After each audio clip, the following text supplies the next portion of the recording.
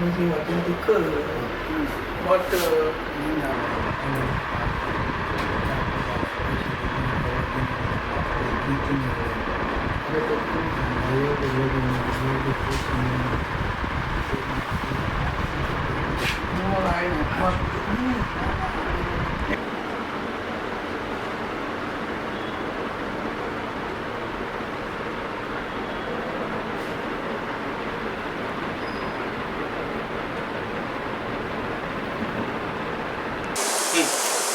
आज आपले परममित्र गोपाळराव गवारी LICच्या प्रदीर्घ सेवेतून निवृत्त होत आहे.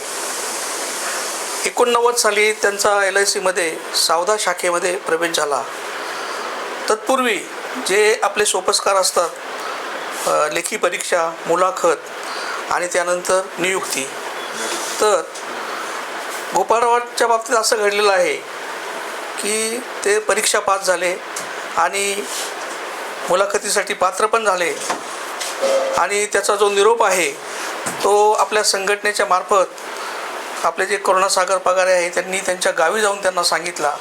त्याचबरोबर आपले जे धुरीण होते कौलगी साहेब आणि नाईक साहेब त्यांनी पत्राद्वारे त्यांना कळवलं आणि त्या विहित तारखेला ते या ठिकाणी मुलाखतीला हजर झाले. मुलाखत झाली आणि मुलाखतीच्या नंतर 15 दिवसांनी त्यांच्या मूळ गावी म्हणजे वाड्याला ते पत्र पोहोचलं. तर अशी ही परिस्थिती आहे. संघटना आपली त्या काळीही अतिशय सजग होती, आजही आहे.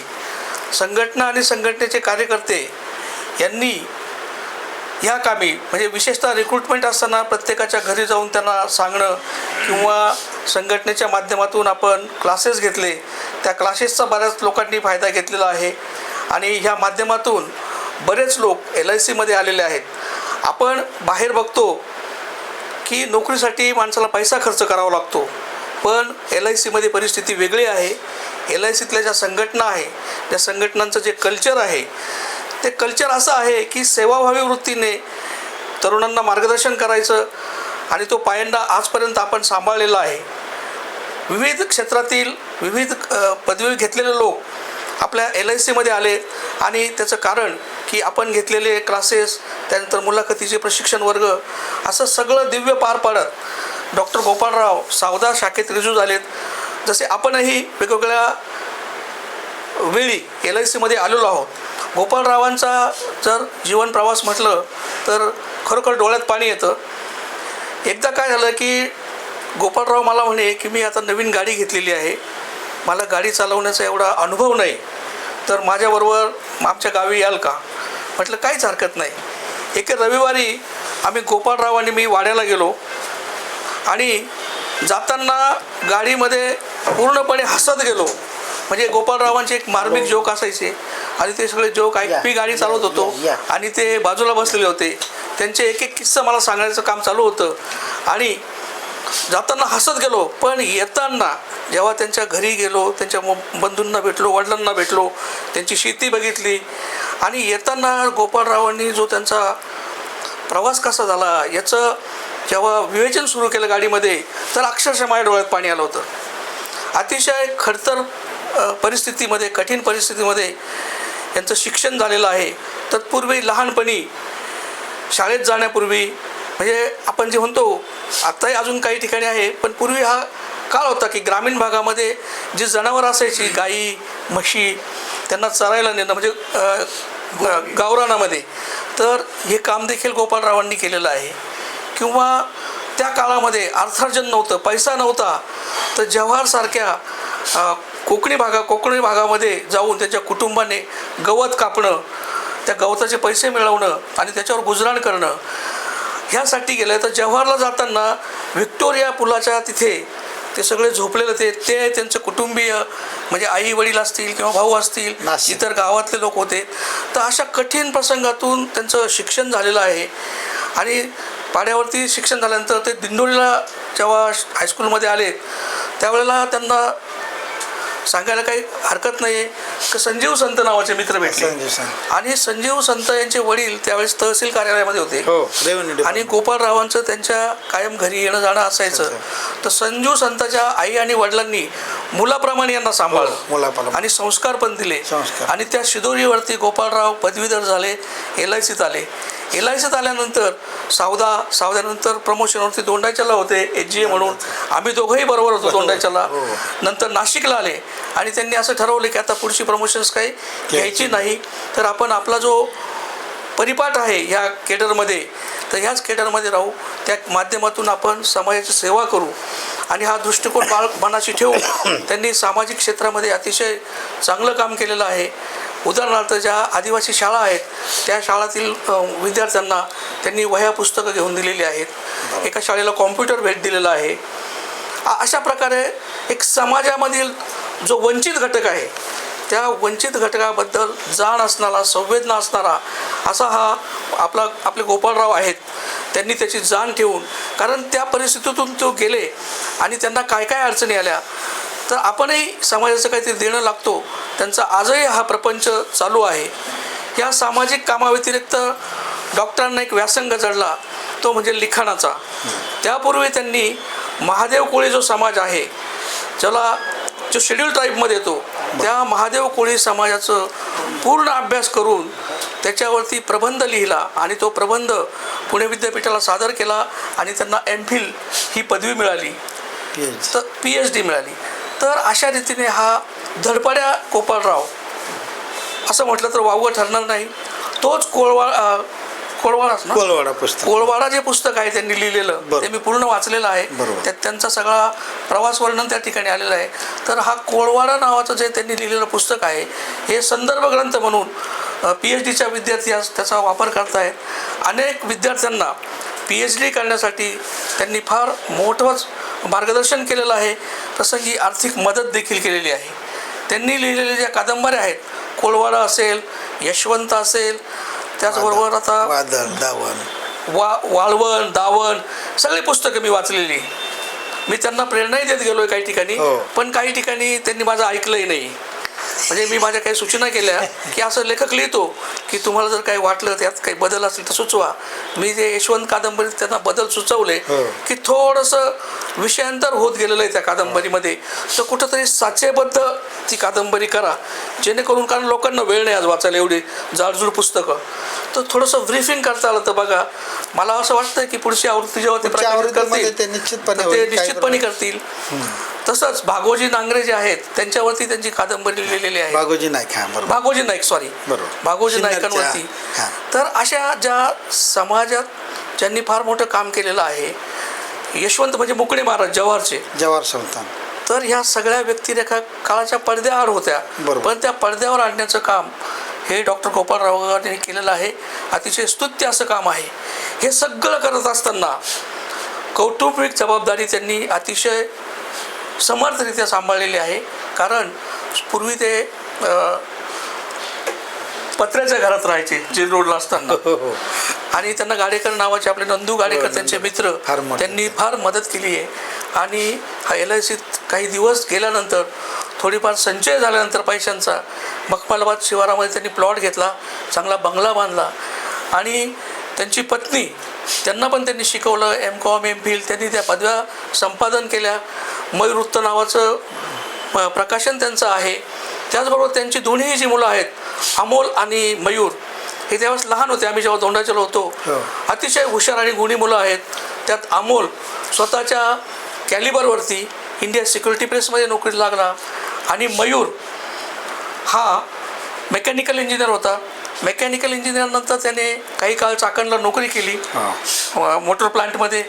नंतर त्यांनी ती नोकरी सोडून MTech केलं पुणे विद्यापीठामध्ये. ते केल्यानंतर त्याला काय झालं, त्याने स्पर्धा परीक्षांचा अभ्यास सुरू केला कोरोना काळात, आणि त्या परीक्षेत त्याला यश आल्यानंतर त्याचं तमिळनाडूमध्ये कल्पक्कम येथे सिलेक्शन झालं, जिथं अणुऊर्जा प्रकल्प आहे. ज्युनियर सायंटिस्ट म्हणून त्या ठिकाणी काम केल्यानंतर त्यांचं दुसरं एक सिलेक्शन झालं होतं ते DRDO मध्ये. तर कल्पक्कमची नोकरी सोडली आणि आता DRDO मध्ये त्यांचा मुलगा ज्युनियर सायंटिस्ट म्हणून काम करतोय. खरोखरच एका तळागाळातून आलेली व्यक्ती एवढा मोठा प्रकारे आपल्या मुलांना उभं करू शकतो, स्वतःही उभा राहतो, कुटुंबाला उभं करतो, नातेवाईकांना उभं करतो, अशी दुर्मिळ उदाहरणं या समाजामध्ये आहेत. तर दोन्ही मुलांची आता लग्न झालेली आहेत. दोघांच्याही लग्नाला आम्ही गेलो होतो, तर गोपाळरावांनी सगळं काही व्यवस्थित करून ठेवलेलं आहे.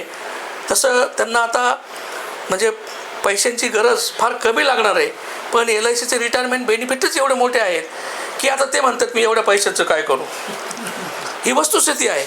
पण निश्चितच कुटुंबासाठी तो पैशाचा खर्च होईल, पण समाज कार्यासाठी ते त्या पैशाचा विनियोग वापर करणार आहेत. त्यांचं कार्य असंच सदैव पुढे चालू राहो अशा या ठिकाणी मी शुभेच्छा देतो. आणि त्यांची जी सेकंड इनिंग सुरू होणार आहे ती खऱ्या अर्थानं त्यांना सामाजिक क्षेत्रामध्ये पुरेसं काम करण्यासाठी त्यांना खूप वेळ मिळणार आहे. आणि त्यांना जर काही मदत लागली तर मी सांगितलं आहे की 2 वर्षानंतर आम्ही पण तुमच्याच मागे आहोत. कदाचित तुमच्याच लाईनमध्ये येऊ, कदाचित तुमच्याच पाऊल खुणावर आम्ही पाऊल ठेवू. तर तुमच्या पाऊल खुणा आम्हाला दिसू द्या त्या क्षेत्रामध्ये, जेणेकरून आम्हालाही त्याच्यावर पाय ठेवावं वाटेल. बरोबर. तर असं मी माझं मनोगत व्यक्त करतो. गोपाळरावांना खूप खूप शुभेच्छा देतो, त्यांच्या कुटुंबियांना शुभेच्छा देतो आणि थांबतो. यानंतर आपणापैकी कुणाला बोलायचं असेल, काही आपलं मनोगत व्यक्त करायचं असेल तर आपण आपलं मनोगत व्यक्त करू शकता. बहुत बढिया. आपले सर्वांचे आवडते आणि दिलखुलास व्यक्तिमत्व डॉक्टर गोपाळराव गवारी यांच्या सेवानिवृत्ती समारंभासाठी आपण जमलेलो आहोत. कोकाटे साहेबांनी, आबासाहेबांनी जे काही आता विस्तृत आणि त्यांच्या जीवनाशी रिलेटेड सर्व अंगांना स्पर्श करून जाणारं निवेदन आपल्यासमोर सादर केलं, ते ते परिपूर्ण होतं. पण एकच गोष्ट याच्यामधून म्हणावीशी वाटते की जीवन आनंदाने कसं जगावं हे जर बघायचं असेल तर डॉक्टर गोपाळराव गवारींकडे असं बघायला पाहिजे. जुन्या काळी आपण सर्वच जण अशा परिस्थितीतून आलेलो आहोत की आपल्याकडे लहानपणी रिसोर्सेस कमी होते, थोड्याफार फरकाने सगळ्यांची हीच अवस्था होती. पण ह्या सगळ्या कमी रिसोर्सेसमधूनही माणसाने उत्तम झेप कशी घ्यावी याचं उत्तम उदाहरण म्हणजे डॉक्टर गोपाळराव गवारी आहे. बरं, अजून दुसरं गोष्ट काय राहतं की काही जे झाड असतात ना ते फक्त उंच वाढतात. म्हणजे कबीरांनी जे म्हटलं ना किंवा बडा हुआ तो क्या हुआ जैसे पेड़ खजूर पंछी को छाया नाही फल लागत अति दूर. त्या गोष्टीचं एक्झॅक्ट ऑपोजिट म्हणजे डॉक्टर गवारींचं जीवन आहे.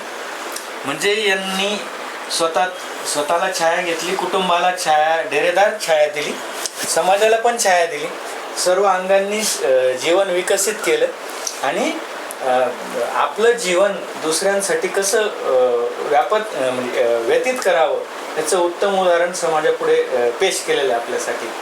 तर ते असेच सतत आनंदित राहतील, आपल्याला काय त्याबद्दल शंका नाही. त्यांचा जो काही अभ्यासाचा व्यासंग आहे, वाचनाची गोडी असेल, चिंतनाचा त्यांचा जो झपाटा असेल तो असाच पुढे चालू राहणार आहे आणि त्यांनी आपल्या सर्वांची संपर्क राहू द्यावा एवढीच विनंती करतो. आणि मला जास्त सोयीचं आहे कारण ते माझ्या परिसराचे, आपल्या गावाले ते मला नावाने हाक मारत नाही, गावालेच म्हणतात. तर हा स्नेह त्यांना उपलब्ध वेळेनुसार अधिक वृद्धंगत व्हावा. आपल्या युनियनशी पण त्यांची नाळ जोडलीच आहे आणि सर्व कार्यामध्ये त्यांनी सक्रिय सहभाग द्यावा अशी त्यांना आपल्या सर्वांतर्फे विनंती करतो आणि त्यांना उर्वरित सेकंड इनिंगसाठी आबासाहेबांच्या भाषेत खूप खूप शुभेच्छा देतो आणि थांबतो. थँक्यू. धन्यवाद. गोपालचा आणि माझा संबंध हा सेल्स डिपार्टमेंटमध्ये आलेला आहे. जवळजवळ 15-20 वर्षापासून आम्ही एकत्र काम केलेलं आहे. जो पहिले माझा पब्लिसिटी टेबल होता तो आल्यानंतर त्याच्याकडे तो शिफ्ट झाला. म्हणजे माथी मारला बा माझ्या असं म्हण. तर त्या पब्लिसिटीमध्ये जी काही त्याला मदत लागायची ती संपूर्णपणे मी केली आहे. बरोबर.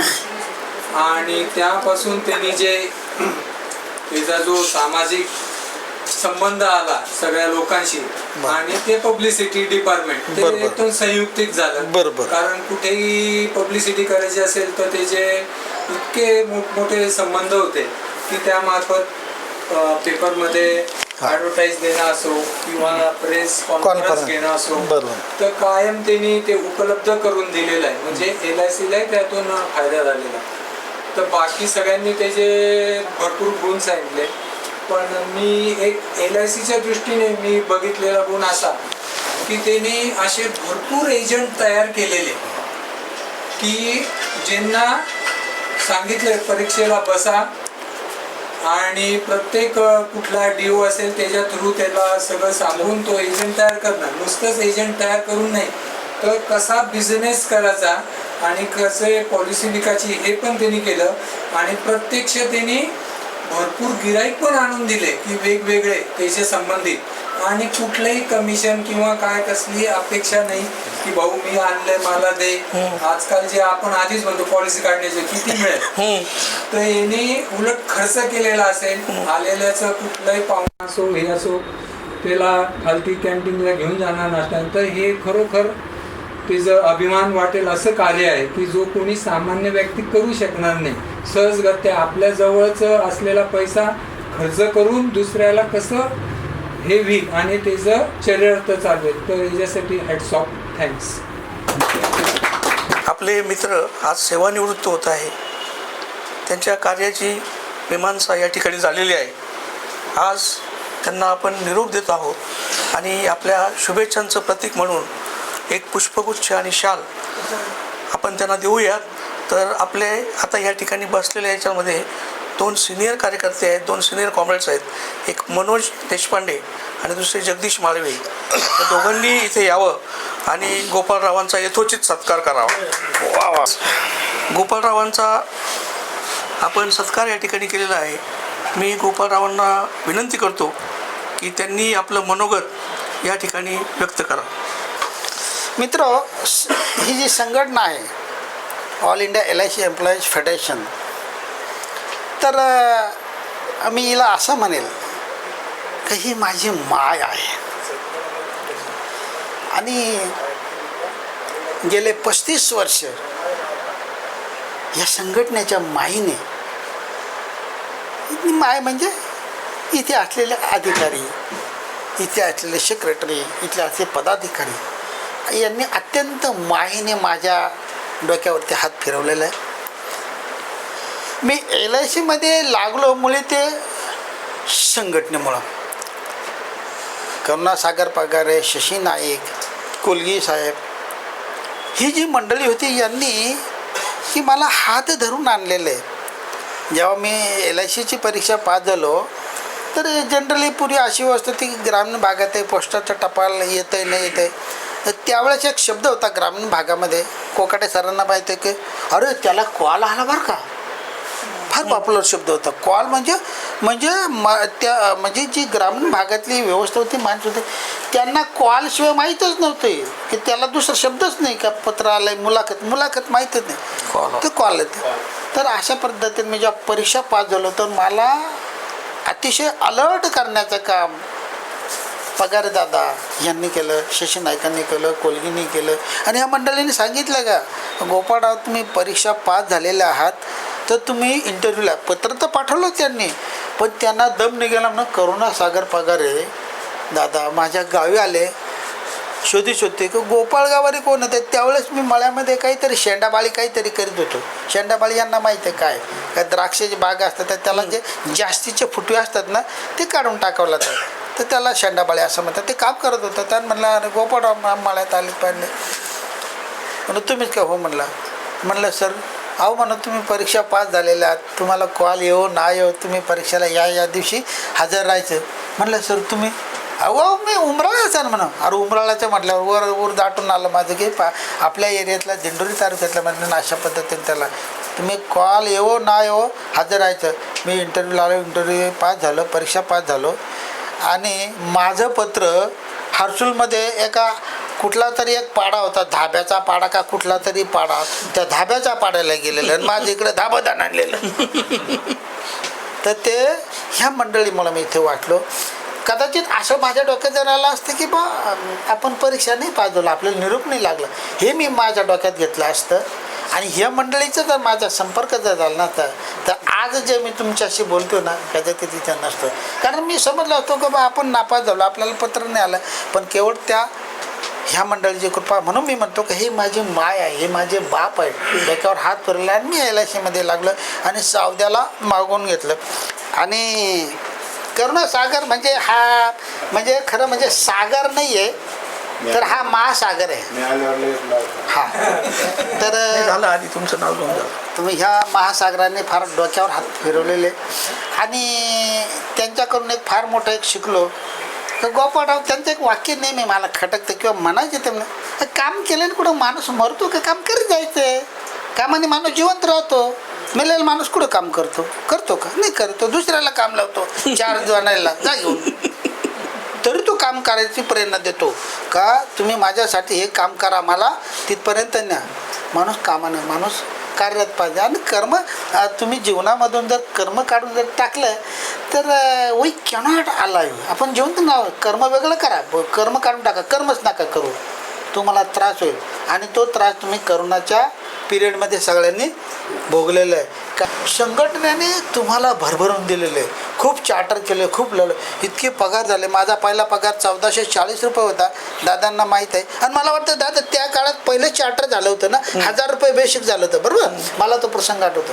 तर 1000 रुपये बेसिक आणि त्याच्यावर 1440 DA वगैरे असं काहीतरी. तर 1440 रुपये. तर या संघटनेची जी फळं आहेत ना, ती आपल्या एकजुटीतून, ती एकजुटीतूनच आपल्याला चाखायला मिळतात. मित्र, संघटना ही आपली माय आहे. संघटनेमुळे आपले सगळे चार्टर झालेले आहेत. मोठमोठ्याल्या अनेक प्रकारच्या योजना, पेन्शन असेल, चार्टर असेल, मेडिक्लेम असेल, काय काय केलं नाही. एवढंच नाही, आणखी एक महत्त्वाची गोष्ट सांगतो की व्यवस्थापनाला सुद्धा मदत फार मोठ्या प्रमाणात. इंडस्ट्रीयल डिस्प्यूट वाढणार नाही याची फार मोठी जबाबदारी यांनी हे केलेलं. म्हणजे काम तर झालं पाहिजे, काठ इथं मारायची, तुटली पण पाहिजे आणि काम पण झालं, अशा पद्धतीचे अतिशय. कधी कधी मग असा एक आपला ठपका पण यायचा आणि त्याच्यावर मी बोललेलो की बा फेडरेशन संघटना व्यवस्थापन धारली नाही, असं पण ठपके आलेले आहेत कधी कधी. अरे पण काही प्रश्न निर्माण झाल्यानंतर ते सोडवण्याची जबाबदारीसुद्धा आपण घेतली पाहिजे. युनियनच्या पदाधिकारी, इंडस्ट्रीयल डिस्प्यूट वाढले नाही पाहिजे, कर्मचाऱ्यांनी व्यवस्थित काम केलं तर हे सगळी जबाबदारी संघटनेची आहे. आणि मी संघटनेच्या माध्यमातून सगळा हा आपला विकास झालेला आहे. आर्थिकदृष्ट्या सगळ्या दृष्टीने आपण सक्षम झालो आहे. आणि आपण सर्वजण अतिशय संघटनेशी बांधील आहोत, लॉयल आहोत. प्रत्येकाच्या याच्यामध्ये आत्म्यामध्ये संघटना आहे. आपण अतिशय म्हणजे एकनिष्ठ आहोत. आणि जेव्हा जेव्हा युनियनचा कॉल येईल तेव्हा आपण त्याचं काय आर्थिक असेल, एकजुटीचं असेल किंवा एकीकरणाचं असेल तर त्यावेळेस आपण एकत्र राहायला पाहिजे. मित्र, संघटनेमुळे आपला सगळ्यांचा विकास झालेला आहे. संघटनेमुळे आज मी इथपर्यंत आलेलो आहे. तर असं आहे की संघटनेची बांधिलकी आपण ठेवली पाहिजे. संघटनेमुळेच आपण आहोत आणि संघटना माझी माय आहे, संघटना माझे काय सर्वस्व आहे आणि असा हा संघटनेचा महासागर आहे. तर मित्र, हे होतं संघटनेबाबत. संघटनेमुळेच आपण सगळं आहेत, संघटनेमुळं आहे. संघटना ही माझी माया, संघटनाच माझं सर्वस्व आहे. मित्र, तुम्ही मला खूप ऐकून घेतलं. तर माझे 2 शब्द नाही, असे 1000 शब्द झाले. लोक म्हणतात 2 शब्द, पण त्याच्या जास्त होऊन गेलेले खरं म्हणजे. तर मी आपली रजा घेतो, खूप खूप धन्यवाद देतो. बस.